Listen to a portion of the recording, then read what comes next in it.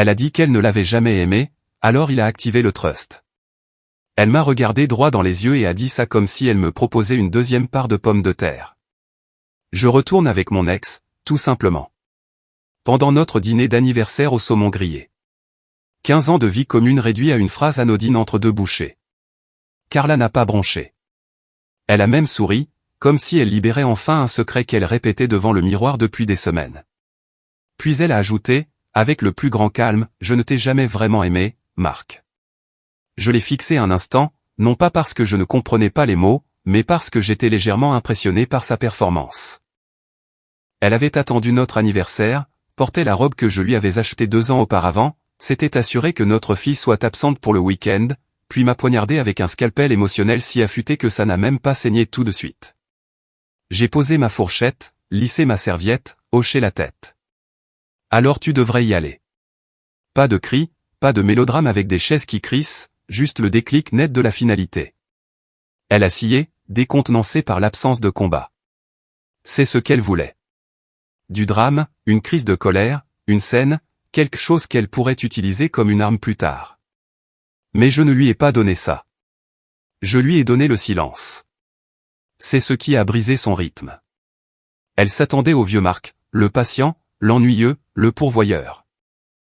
Ce qu'elle ne savait pas, c'est qu'elle venait de déclencher une toute autre version de moi, une version qu'elle n'avait jamais rencontrée et qu'elle n'allait pas apprécier. De retour à la maison, elle faisait les 100 pas comme une lycéenne qui vient de remporter une rupture, des bagages faits bruyamment, des appels téléphoniques passifs-agressifs sur haut-parleur, de faux rires aux blagues de son ex. Mon Dieu, la voix de cet homme ressemblait à un siphon bouché. Elle est passée devant moi dans le couloir, traînant une valise comme si elle était la star de son propre téléfilm dramatique, m'a regardé dans les yeux et a dit, « Je suppose que je vais enfin avoir la moitié de tout. » Je n'ai pas répondu, je me suis juste appuyé contre l'encadrement de la porte de la cuisine, les bras croisés, et je l'ai regardée sortir de la vie qu'elle pensait comprendre. Elle pensait avoir fait exploser une bombe. Ce qu'elle ne réalisait pas, c'est que c'est moi qui avais allumé la mèche il y a 7 ans. Maintenant, avant d'aller plus loin, et ça va devenir encore meilleur, vous devriez savoir quelque chose. Plus de 90% des gens qui entendent des histoires comme celle-ci ne cliquent jamais sur « s'abonner ». Et honnêtement, ce petit geste motive l'équipe plus que vous ne pouvez l'imaginer. Alors, si vous êtes toujours là, pensez Y. Nous l'apprécions plus que vous ne le pensez. Bref, je suis resté dans la cuisine un moment, non pas parce que je digérais mon chagrin. Je passais en revue les protocoles. Quand Carla dit « la moitié de tout », ce qu'elle veut vraiment dire, c'est la moitié de ce qu'elle suppose exister. Elle n'a aucune idée du trust, des entités superposées, des transferts de propriété qui s'effectuent automatiquement lorsqu'un conjoint quitte volontairement le domicile conjugal. C'est comme regarder quelqu'un sauter d'un avion avec un parachute qu'il a plié lui-même, sans se rendre compte que j'avais discrètement échangé la poignée de déclenchement. Je suis entré dans le bureau, j'ai allumé la lumière et j'ai sorti une petite boîte noire que je n'avais pas touchée depuis des années. À l'intérieur, une clé USB, des documents notariés, l'accord postnuptial original et la lettre de déclenchement, non signée jusqu'à présent. Je me suis assis, j'ai pris un stylo et j'ai écrit une seule phrase. À 22h04, la conjointe Carla Ann Whitman a volontairement quitté la résidence commune avec l'intention de mettre fin au mariage. Clause 9 activée. Signature, date, téléversement, chiffrage. Le temps que son Uber quitte l'allée, elle était déjà une invitée dans un monde qui ne lui appartenait plus. Mais elle ne le savait pas encore. Elle pensait m'avoir humilié, m'avoir laissé pantelant au milieu des décombres émotionnels. Ce qu'elle avait vraiment fait, c'était ouvrir la porte au seul jeu auquel je suis meilleur que quiconque, la structure. Et demain serait le premier coup. La porte n'a pas claqué.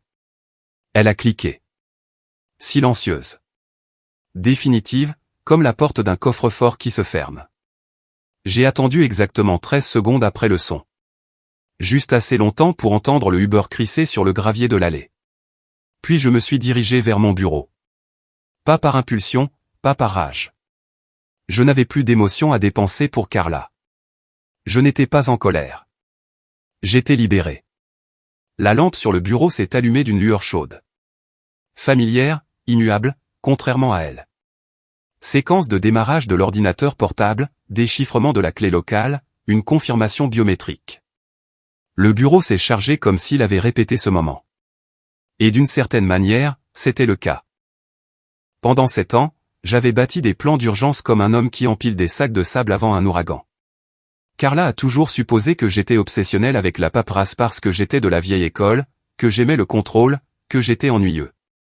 Elle n'a jamais réalisé que je construisais une forteresse. J'ai navigué jusqu'à mon arborescence d'actifs, un diagramme privé et chiffré qui ressemblait à une toile d'araignée qui aurait fait des études de droit.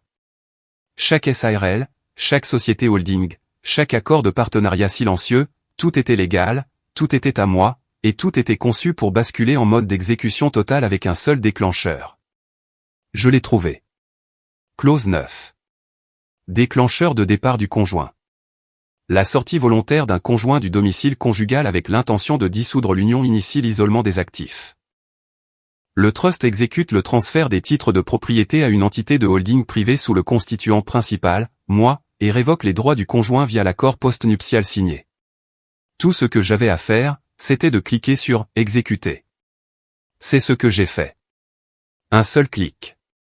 Pas de drame. Juste une barre de progression verte rampant silencieusement sur l'écran. La maison, titrée sous Whitmark Holdings LLC, interdit désormais formellement l'occupation par un tiers sans le consentement du constituant. Les comptes de courtage, réassignés, bénéficiaires effacés. Sa voiture, celle que je lui avais offerte pour son dernier anniversaire, transférée au trust en tant qu'actif de garantie, libérée sous un titre de flotte d'entreprise. Qu'elle aille contester la propriété avec un numéro de série qui ne correspond pas à son assurance. Chaque élément qui ressemblait à une vie partagée avait toujours été à moi, simplement emballé dans un plus joli papier. Elle ne s'est jamais demandé comment l'hypothèque avait disparu, ou comment la deuxième maison au bord du lac n'était qu'une multipropriété. Elle n'a jamais remis en question pourquoi j'étais si diligent avec les pistes d'audit et les vérifications trimestrielles, même à la retraite.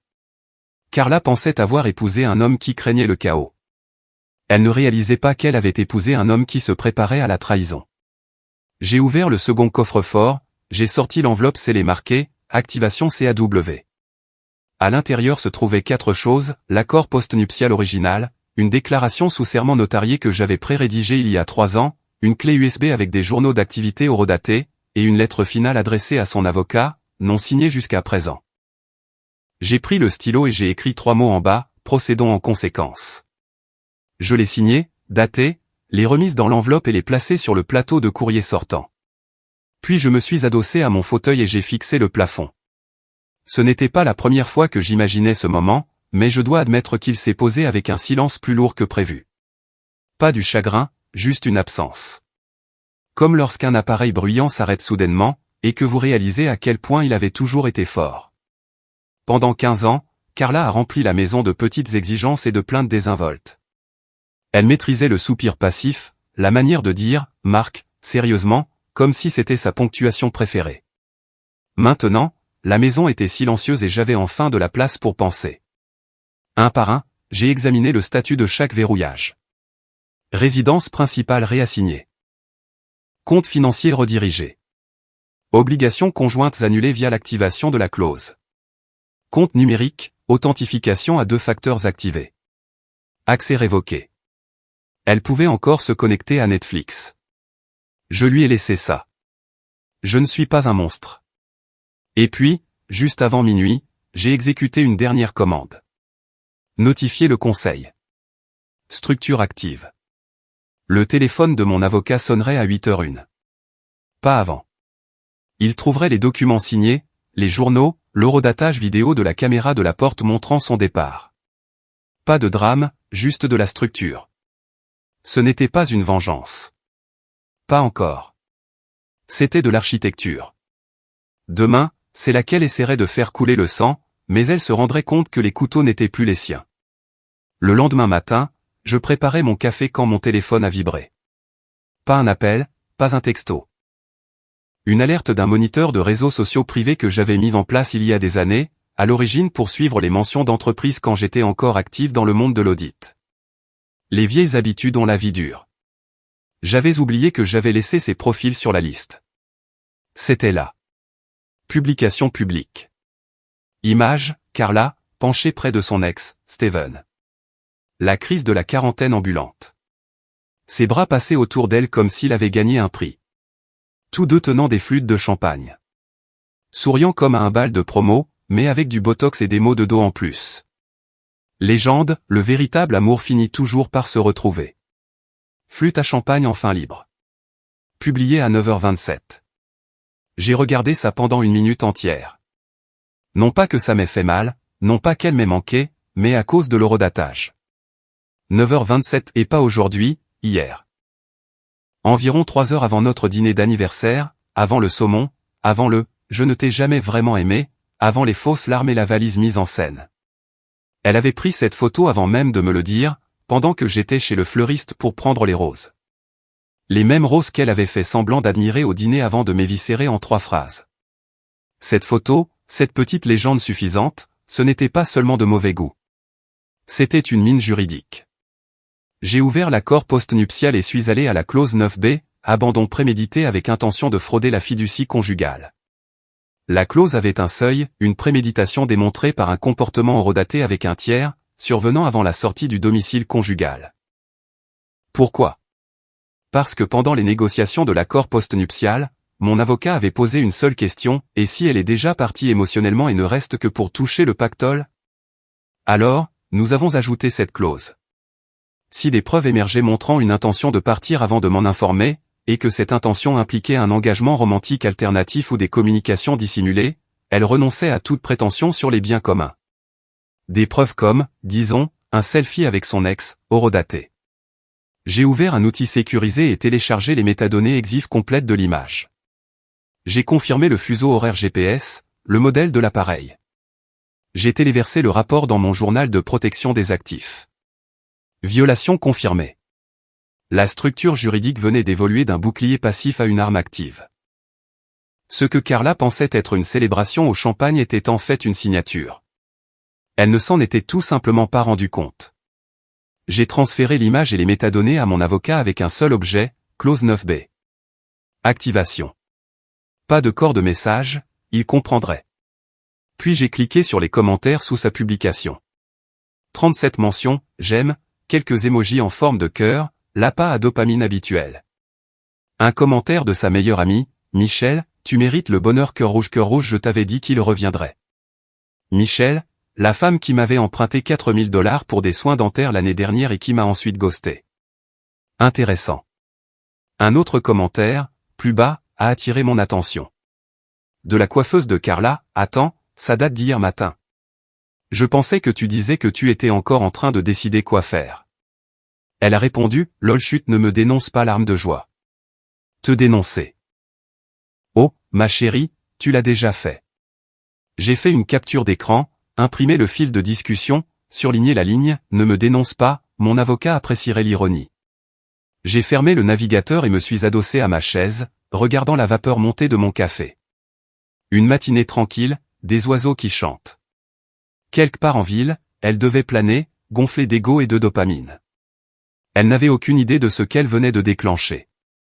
Vous voyez, quand la plupart des gens pensent à la trahison, ils imaginent des scandales de chambre à coucher, des textos, des journaux d'appel. Mais la vraie trahison ne concerne pas le sexe. Elle concerne l'intention. C'est pour ça que la clause 9b a été conçue. Pas pour surprendre quelqu'un en train de tromper, mais pour surprendre quelqu'un en train de comploter. Et maintenant, c'était Carla qui avait laissé la piste. Pas moi, pas Steven. Elle. Sa publication, sa légende, son mensonge, et maintenant, son effondrement. Ça n'arriverait pas aujourd'hui. Ce n'est pas comme ça que la précision fonctionne. Mais ça arriverait. Parce que dans mon monde, la seule chose plus dangereuse qu'un menteur suffisant est celui qui horodaté son crime. L'appel est arrivé juste après midi. Numéro inconnu, mais j'ai reconnu l'indicatif régional, un cabinet du centre-ville. J'ai laissé sonner 2 fois avant de décrocher. Monsieur Whitman? La voix était jeune, excessivement cordiale, probablement fraîchement sortie d'un podcast sur la manière de révolutionner le droit de la famille. C'est Marc. Parfait. Je suis Tyler Preston, l'avocat engagé par votre femme, Carla Whitman. Je voulais vous contacter directement avant de procéder au dépôt formel. Son ton suintait l'arrogance polie, celle qui vient avec des boutons de manchette sur mesure et une Tesla en leasing. Continuez, dis-je en sirotant mon café. Je vais rédiger une requête en divorce pour différends irréconciliables. Naturellement, ma cliente a droit à une division équitable des biens matrimoniaux. Nous réclamerons sa juste part de la résidence principale, des comptes de courtage et de tout véhicule détenu en commun. Si vous avez un avocat, il peut me contacter directement. Mais j'ai pensé qu'un appel de courtoisie professionnelle pourrait aplanir les choses. Vous savez, pour éviter un drame inutile. Son erreur n'était pas ce qu'il disait. C'était la façon dont il le disait. Il a supposé que j'étais passif. Un retraité confus, surpris par les règles modernes du jeu. Un homme pris au dépourvu. Ce qu'il ne savait pas, c'est que j'avais rencontré son associé principal 8 ans auparavant lors d'un gala de charité, discuter de la protection des actifs, de l'atténuation des risques. À l'époque, j'étais juste le mari silencieux de Carla. J'avais écouté, pris des notes, étudié le jeu, puis j'en avais construit un meilleur. J'ai cliqué dans mes fichiers, glissé un document dans un nouvel email. Objet, Whitman contre Whitman. Note préliminaire. Pièce jointe, copie de l'accord postnuptial entièrement exécuté. Mémo sur la distribution des actifs. Schéma de la structure du trust. Clause 9b. Journal d'activation du déclencheur. Dossier de preuve horodaté. Pièce A, publication sur les réseaux sociaux. Pas de corps de texte. Pas de formule de politesse. J'ai cliqué sur « Envoyer ». Il y eut un silence de mort au téléphone. Monsieur Whitman, a-t-il finalement dit, la voix un peu plus tendue. Vous devriez lire la pièce jointe, Tyler. Je vais le faire. Clique, je n'ai pas fait les 100 pas. Je n'ai pas jubilé. J'ai juste attendu. 6 minutes plus tard, mon téléphone a de nouveau vibré. Même numéro. J'ai laissé sonner un peu plus longtemps cette fois. Monsieur Whitman, dit-il, sonnant maintenant comme quelqu'un qui vient de voir son cabinet marcher sur une mine. Oui. Bonjour. J'ai parlé à ma cliente avant d'initier le contact. Elle m'a informé qu'elle n'était au courant d'aucune charge structurelle active sur le patrimoine conjugal. Elle n'a pas mentionné d'accord postnuptial ou le trust. Non, elle ne l'aurait pas fait. Elle n'a jamais demandé. Écoutez, cela va nécessiter un examen interne. Le trust, les clauses, la publication horodatée. Cela change beaucoup de choses. Correct. Une pause. Puis la voix est tombée dans quelque chose qui ressemblait à de la panique, à peine masquée par le jargon juridique. Mon Dieu, qu'est-ce qu'elle vous a dit hier? J'ai souri au téléphone. Elle m'a enfin dit la vérité. Clique, pas de suivi. Je me suis adossé à ma chaise, regardant l'écran. L'email avait déjà été ouvert 5 fois. Transféré 2 fois. Accédé une fois depuis un appareil mobile.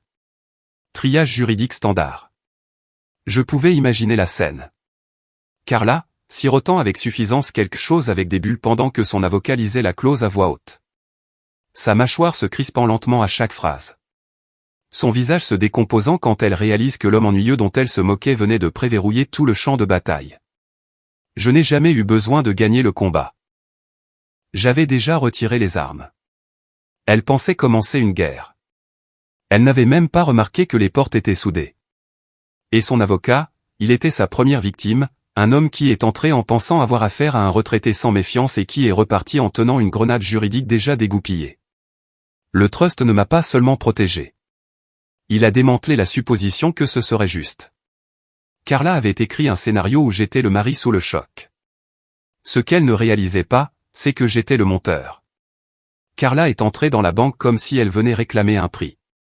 Coiffure fraîche, grandes lunettes de soleil, une tenue juste assez décontractée pour suggérer qu'elle n'avait pas pleuré dans l'appartement de son ex toute la matinée, ce qu'elle avait fait.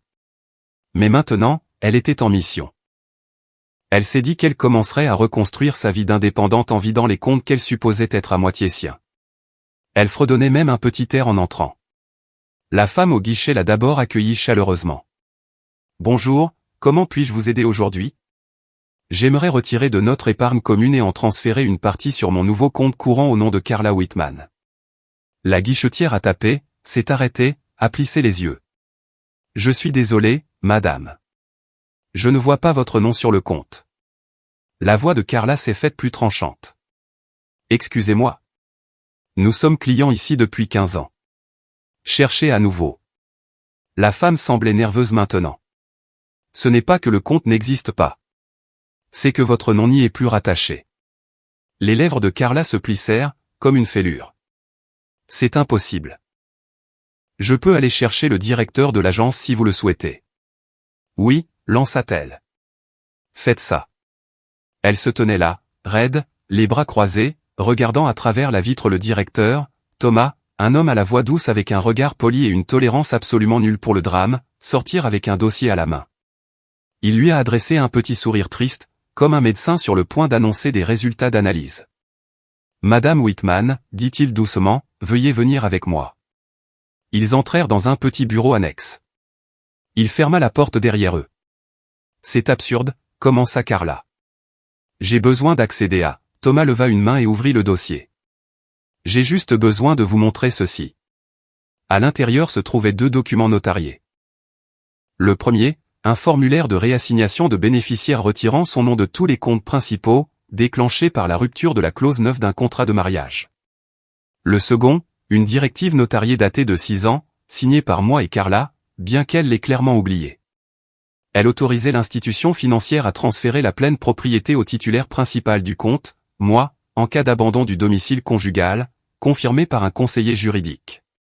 La mâchoire de Carla se serra. Ce doit être une erreur. Je n'ai jamais. Thomas pointa sa signature. Vous avez signé ceci le 14 avril 2017. Juste ici, avec un témoin présent. Notre notaire se souvient de vous, il a dit que vous aviez plaisanté sur le ridicule de toutes ces hypothèses. Elle fixa le papier comme s'il venait de la gifler. Puis sa voix s'éleva. Vous ne pouvez pas faire ça. J'ai besoin de cet argent. J'ai des factures. J'ai un loyer. Je suis désolé, dit Thomas, baissant la voix mais en gardant le dos droit. Les comptes ne sont plus à votre nom. Il n'y a rien auquel vous puissiez accéder ici. Carla frappa des mains sur le bureau. Alors ouvrez ses comptes. J'étais sa femme. Il fit glisser le dossier vers elle. Le document dit l'était. Le mot-clé était. Elle se leva si vite que la chaise racla derrière elle. Vous pensez avoir gagné? Il ne peut pas simplement me couper les vivres. Mais le regard sur le visage de Thomas lui disait tout ce qu'elle ne voulait pas entendre. Il ne la jugeait pas. Il la plaignait. La sécurité n'a pas eu besoin d'être appelée. Elle est partie d'elle-même. Pas de sortie dramatique. Pas de crise de cri. Juste une femme abasourdie qui retraversait le hall, les lunettes de soleil remises pour cacher la panique qui montait dans ses yeux. Dehors, elle s'est assise dans sa voiture, les mains sur le volant, respirant comme si on venait de lui aspirer l'air des poumons avec un tuyau d'aspirateur. Pas d'argent, pas de filet de sécurité, et pas une seule personne sur qui elle pouvait crier pour arranger ça. Parce que c'était son nom sur le plan de sortie, sa trahison horodatée, sa signature sur la clause. Ce avec quoi elle était entrée, c'était l'arrogance, la croyance que le divorce n'était qu'une négociation hostile avec un prix en espèces. Ce avec quoi elle est repartie, c'était rien. Pas un centime, pas un relevé de compte, juste une fine ligne de sueur sur son front. Et la prise de conscience grandissante que ce ne serait pas la rupture nette qu'elle imaginait. C'était la guerre, et elle était déjà en train de perdre. En milieu d'après-midi, Carla avait cessé de prétendre que tout allait bien. La banque l'avait prise par surprise. Son avocat ne répondait plus à ses textos et même Michel, sa chambre d'écho toujours loyale, avait soudainement un mauvais signalé, un truc avec ses enfants. Mais Carla se disait que ce n'était qu'une phase, un revers mineur. Elle avait toujours ça. Son petit havre de paix, l'appartement que Steven lui avait montré quelques semaines auparavant. Des installations modernes, des lignes épurées, pas de photos encadrées de son passé ennuyeux, juste de l'air neuf, des bougies parfumées et les bouteilles de whisky de Steven alignées sur les étagères minimalistes comme des symboles de statut. Son nouveau départ. Elle s'est garée devant, toujours furieuse, mais déjà en train d'écrire mentalement le scénario de son grand retour. Elle enverrait un texto à Steven. Il commanderait des sushis, ouvrirait peut-être à nouveau du champagne, publierait quelque chose de piquant sur Instagram pour rappeler au monde qu'elle était imperturbable. Jusqu'à ce qu'elle arrive à la porte. Un avis jaune, collé sur le bois comme une gifle. Bail résilié. Libérer les lieux sous 48 heures. Ses yeux parcoururent la page. Ce n'était pas du propriétaire, ni même de la société de gestion immobilière. C'était signé Hallmark Property LLC. En plus petit en dessous, gestionnaire d'actifs, Monsieur Whitman. Son cerveau cala. Elle arracha le papier et fouilla dans son sac, pianotant frénétiquement sur son téléphone jusqu'à ce qu'elle ait le gestionnaire immobilier en ligne. Ce doit être une erreur. J'habite ici. J'habite ici depuis des semaines. Madame, Hallmark Property a émis une résiliation de bail conformément à la clause discrétionnaire décrite dans les conditions de location d'entreprise. Vous n'êtes pas la locataire principale. Qu'est-ce que ça veut dire, bordel? J'ai payé le loyer. Le locataire principal, Steven Marlowe, a été notifié. La résiliation vient de l'entité holding. Tous les frais sont annulés, mais le logement n'est plus disponible. Mais pourquoi? C'est qui, Hallmark? Il y eut une pause au bout du fil. Je ne peux pas divulguer la structure de propriété interne, madame. Mais il n'en avait pas besoin. Les yeux de Carla tombèrent sur le coin inférieur de la vie. C'était là. Un petit logo en filigrane. La même police que j'avais utilisée pour la marque de notre plan successoral. Un mégawatt stylisé dans un carré. Mark Whitman. Elle essayait encore de digérer l'information quand Steven ouvrit la porte derrière elle, tenant un sandwich et ayant l'air de se réveiller d'une sieste. Chérie, il cligna des yeux. Qu'est-ce qui se passe? Elle lui fourra le papier sous le nez. Tu savais pour ça? Il le parcourut paresseusement. Puis à nouveau, plus lentement. Hallmark. Je pensais que l'immeuble était géré par un truc du nom de Westbridge. Apparemment, ils appartiennent à Hallmark. Il leva les yeux, le visage blêmissant. Attends, tu veux dire que ton mari possédait cet endroit? Carla ne répondit pas, parce qu'elle ne savait pas, parce qu'elle n'avait jamais demandé. Elle était trop occupée à jouer à la femme libérée pour envisager que tout son rebond était construit entre des murs que j'avais déjà payés. Les clés qu'elle portait appartenaient encore techniquement à une société holding enregistrée dans un trust qu'elle n'avait jamais lu. Steven retourna à l'intérieur en se frottant le visage. C'est un cauchemar. J'ai signé un bail d'1 an. Ils ne peuvent pas juste. Si, ils peuvent, lança Carla. Apparemment, il peut. Steven marmonna quelque chose dans sa barbe et se retira dans la cuisine. Pas un câlin réconfortant, pas un « je m'en occupe », juste le silence et la distance. Ces réglages par défaut quand les femmes élevaient la voix. Carla se tenait dans l'entrée, serrant toujours la vie. Son nouveau départ, possédé. Son espace sûr, révoqué. L'homme vers qui elle avait couru consultait déjà ses emails au lieu de regarder son visage. Elle recula lentement, s'asseyant sur les marches en pierre de l'appartement, les jambes tremblantes. Elle regarda les voitures passer dans la rue, se demandant combien de choses qu'elle pensait encore être siennes se révéleraient ne pas l'être. Elle pensait s'être échappée vers quelque chose de nouveau. Ce qu'elle ne réalisait pas, c'est que chaque mouvement qu'elle faisait avait été précartographié. Chaque pas en avant, toujours à l'intérieur de mon périmètre. Elle n'avait pas quitté le champ de bataille. Elle s'y était enfoncée plus profondément. Et maintenant, même les murs la trahissaient. L'appel est arrivé juste après minuit. Je savais qu'il viendrait. Ale avait toujours été la seule personne que Carla ne pouvait pas manipuler facilement. Mais le sang attire toujours le sang, et les filles ont toujours besoin d'explications. Papa. Sa voix était prudente, pas froide. C'est comme ça que j'ai su qu'elle n'avait pas encore choisi son camp. Je viens de raccrocher avec maman. Elle ne va pas bien. Je n'ai rien dit. Elle a dit que tu as gelé ses comptes. Qu'elle n'a plus rien. Que tu planifiais ça dans son dos depuis des années. J'ai pris une longue inspiration, non pas parce que j'étais en colère, mais parce que je pouvais entendre la bifurcation dans sa voix. Se tenant à cette intersection entre l'instinct et la vérité. Elle dit que tu as ruiné sa vie. J'ai attrapé le classeur noir sur mon bureau, pas celui des documents légaux. Celui-ci était plus fin, personnel. La seule copie de l'accord postnuptial avec des annotations à l'encre bleue, faite spécialement pour aller quand elle a eu 18 ans et a commencé à poser des questions sur les plans successoraux et pourquoi son nom n'apparaissait sur aucun actif commun. Section 12, dis-je. Elle marqua une pause. Quoi? Section 12 de l'accord postnuptial. La clause sur les exclusions de bénéficiaires en cas de tromperie active ou d'abandon. Lila. Une autre pause. Tu peux me l'envoyer. Pas besoin. C'est dans ta Dropbox. Le même dossier que le détail de ton prêt étudiant.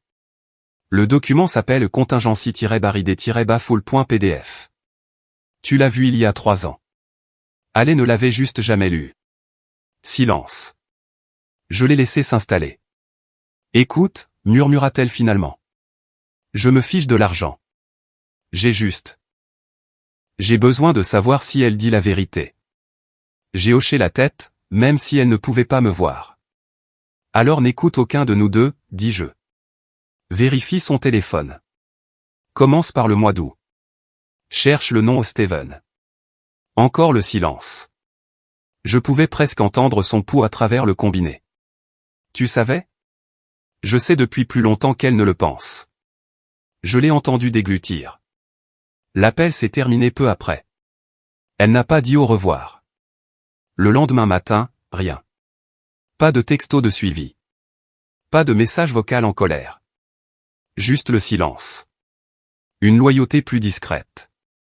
Mais vers 18h30, j'ai reçu un unique email de son compte universitaire. Objet, je l'ai lu. Pas de corps de texte, pas de signature, juste un PDF en pièces jointes. Des captures d'écran des messages de Carla avec Steven. J'ai hâte d'être libre de lui. Je suis si fatigué de faire semblant. Je garde le contrat de mariage dans le tiroir de la chambre d'amis. Je pense que je peux lui faire signer une révision si je le prends quand il est fatigué. S'il meurt, tout va à l'aise, ce qui, je suppose, est bien. Elle partagera avec moi de toute façon. Je n'ai pas répondu. Je n'en avais pas besoin. Elle l'avait déjà fait. Carla a dû sentir le silence avant de le comprendre. 3 appels manqués à Ale. Puis 5. Puis 9. Elle a finalement laissé un message vocal. Ma chérie, j'ai besoin que tu comprennes ce qu'il fait. Il te lave le cerveau. Et c'est ça qu'il a achevé. Pas la banque, pas l'appartement, pas même le trust. C'était de perdre la seule personne qu'elle supposait resterait toujours neutre. Parce que la plus grande illusion de Carla n'était pas de penser que je me laisserais faire. C'était de croire que sa fille n'avait pas de colonne vertébrale. Ale n'a pas répondu. Elle a changé son message de boîte vocale le lendemain. Bonjour, vous êtes bien chez Ale Whitman. Laissez un message. Pas Ale Marlowe. Le nom que Carla avait autrefois essayé de lui imposer au collège. Pas Ale Lan, l'hybride bizarre que Carla aimait quand elle rêvait d'un nouveau départ et de faire de Steven son beau-père. Juste Ale Whitman. Il s'est avéré que, face au choix entre les liens du sang et la vérité vécue, Ale n'a pas hésité. Elle n'a pas choisi la mère qui lui racontait des contes de fées lors de dîner sushi. Elle a choisi l'homme qui n'a jamais menti. Ni sur ses défauts, ni sur ses limites, ni même sur son silence. À la fin, Carla n'a pas seulement perdu un mari. Elle a perdu son témoin. Et sans témoin, son histoire n'avait plus d'importance. Steven Marlowe s'était toujours considéré comme un charmeur. Le genre d'homme qui pouvait entrer dans n'importe quelle pièce, lancer un sourire, et repartir avec la femme, le travail ou la dignité de quelqu'un d'autre, selon ce qu'il voulait ce jour-là. Il n'avait pas beaucoup changé depuis l'université. Des facettes plus récentes, des chemises plus moulantes, une Audi avec plus de technologie que de cervelle. Mais sous la surface, le même homme, le même bluff. Il pensait avoir fait la meilleure affaire quand Carla est revenue. Tu es radieuse, lui avait-il dit ce premier week-end dans l'appartement. Il ne t'a jamais mérité. Elle s'en était abreuvée comme une plante enfin arrosée, ignorant, bien sûr, les fissures dans le pot. Steven n'avait pas posé de questions. Il ne voulait rien savoir des contrats de mariage ou des délais de séparation légale. Pour lui, Carla s'était occupée de tout. Elle parlait comme si les actifs étaient déjà siens. Elle riait de moi, m'appelait, Marc le docile, disait que je pleurais probablement sous la douche pendant un mois avant de finir par lui donner les mots de passe. Elle a peint le portrait d'un homme brisé, crédule, facile à déjouer. Et Steven, ivre d'ego et de champagne à moitié pris, l'a cru. Jusqu'à ce qu'on frappe à la porte. Il a ouvert et a trouvé un homme en polo noir tenant un presse-papier. Steven Marlowe? Oui. Vous avez été assigné. Une enveloppe épaisse, papier crème, encre véritable. À l'intérieur, une plainte civile déposée sous la juridiction de l'État. Le plaignant, Mark Whitman. Le motif, interférence intentionnelle avec une structure d'actifs fiduciaires. Steven a parcouru la page avec une confusion croissante, puis de l'effroi.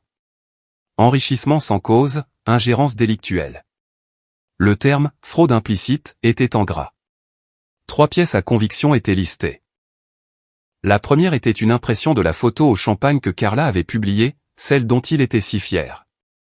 Une autre était une transcription des textos entre lui et Carla, avec des horodatages qui précédaient la séparation officielle. Mais la troisième.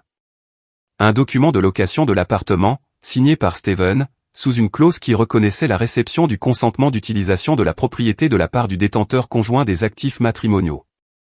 Une case que Carla avait falsifiée. Et c'était là le piège.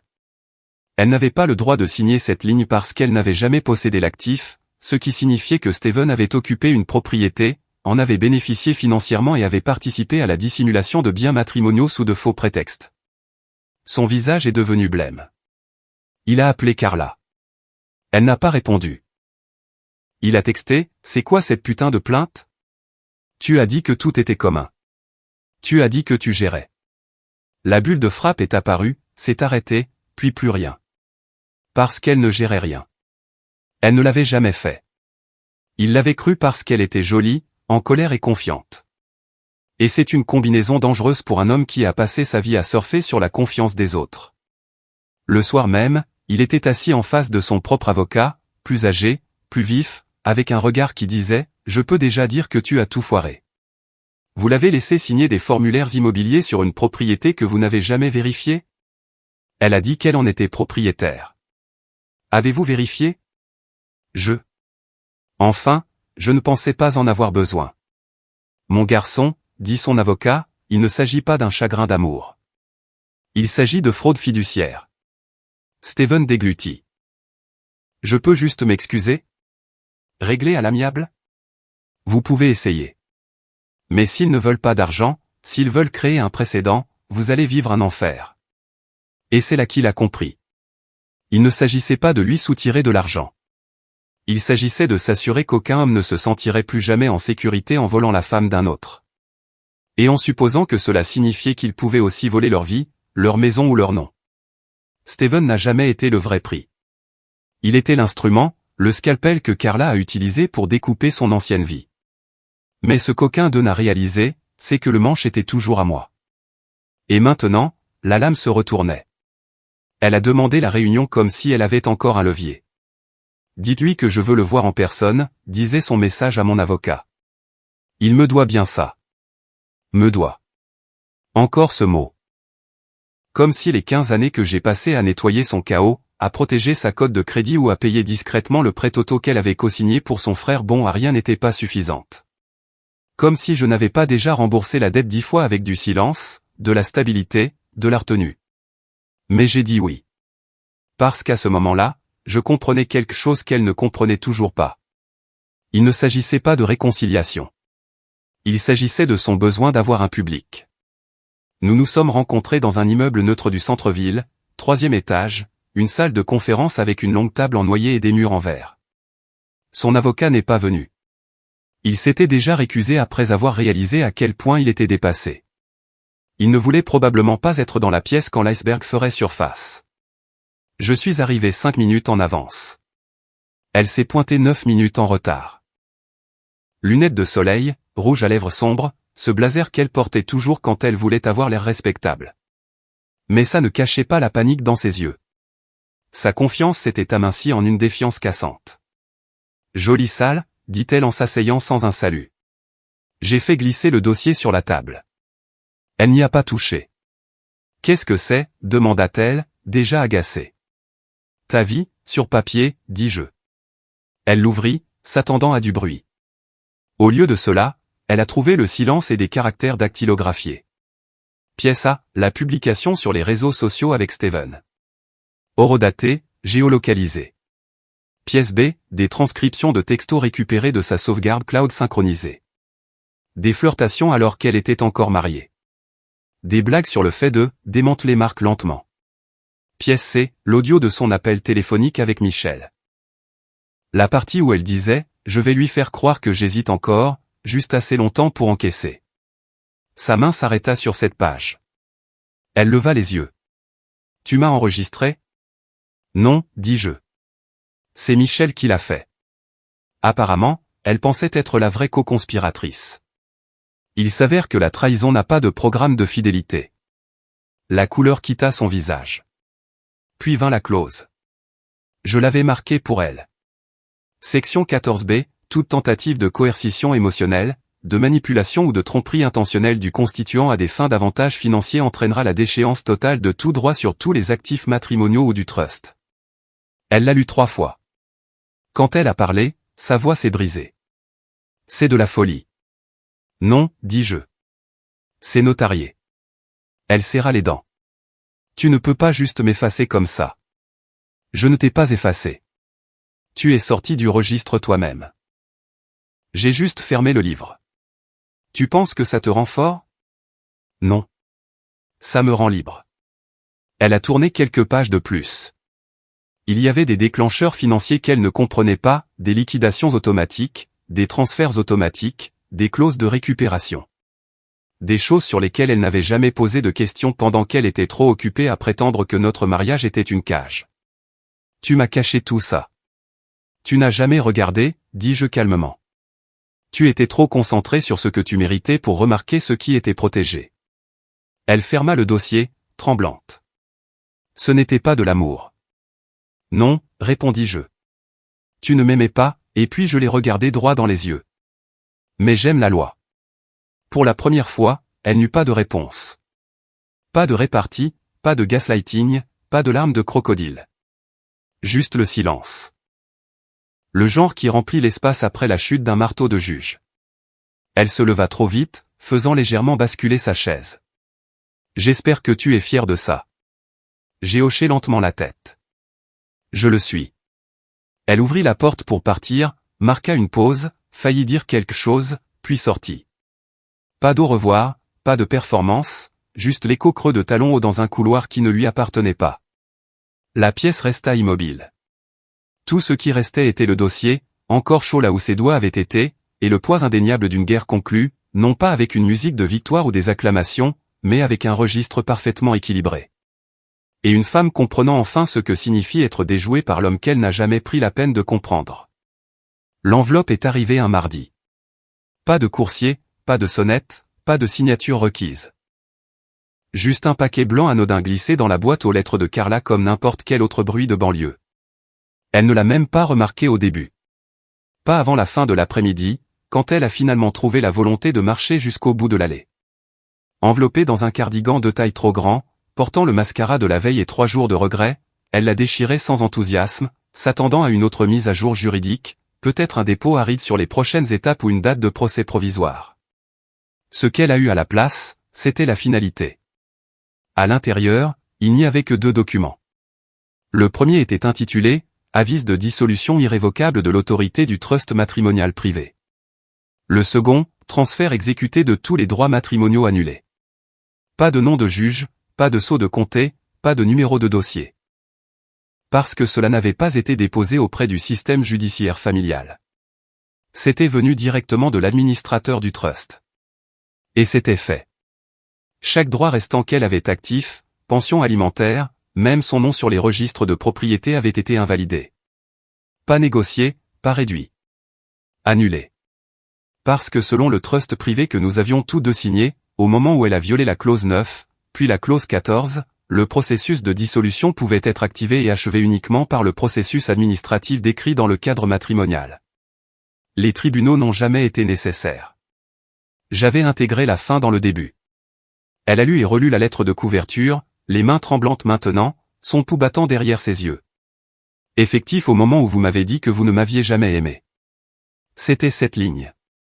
Pas de menace, pas de colère, juste un couteau horodaté en toutes lettres. Carla se tenait dans sa minuscule cuisine, ce qui restait de sa grande évasion, et regarda autour d'elle comme si elle essayait de se souvenir comment tout cela avait commencé. Le champagne, la photo, le rire, tout s'était évaporé. Steven était parti, avait déménagé il y a 2 semaines après l'avis de procès. Il a dit qu'il avait besoin de repenser certaines choses et a disparu dans l'orbite de son ex-femme, où le drame venait au moins avec une garde partagée et une BMW d'occasion. Michel ne répondait plus aux appels. L'appartement a été repris par Hallmark. La résiliation du bail n'a même pas fait les gros titres. Même Allais était devenue silencieuse. Elle s'est assise à la table ébréchée, a plié les papiers, puis les a dépliés à nouveau, comme s'il pouvait changer si elle clignait des yeux assez fort. Puis elle a pris son téléphone. Dernier contact, Tyler Preston, ESQ. Elle a fixé l'écran comme s'il l'avait trahi. Il n'était pas seulement indisponible. Il en avait fini. Parce qu'aucun avocat n'aime se tenir dans une salle d'audience avec une mallette vide et une cliente déshonorée. Elle a ouvert sa galerie de photos par réflexe, comme un fantôme cherchant son reflet. Elle a fait défiler jusqu'à la photo avec Steven, celle avec le champagne. Elle était toujours là. Même pose, même sourire narquois. Mais maintenant, l'image lui donnait la nausée. Elle a tapé sur « supprimer », puis s'est arrêtée. Parce que cette photo était le déclencheur. Le moment où elle a choisi les feux d'artifice plutôt que les fondations. Et on ne supprime pas une pierre tombale. La pièce autour d'elle était trop silencieuse. Pas de lave-vaisselle qui bourdonne, pas de musique, juste le compresseur du réfrigérateur qui s'enclenche et se déclenche comme un métronome fatigué. Elle a pris la lettre une dernière fois, a passé ses doigts sur le sceau en relief. C'était réel. Pas un brouillon, pas une menace. Juste la fin. Pas d'un mariage. D'un récit. Elle avait passé des années à prétendre que j'étais une note de bas de page dans son histoire. Elle ne réalisait pas que j'étais le rédacteur en chef final. Et maintenant, il n'y avait plus de page à tourner.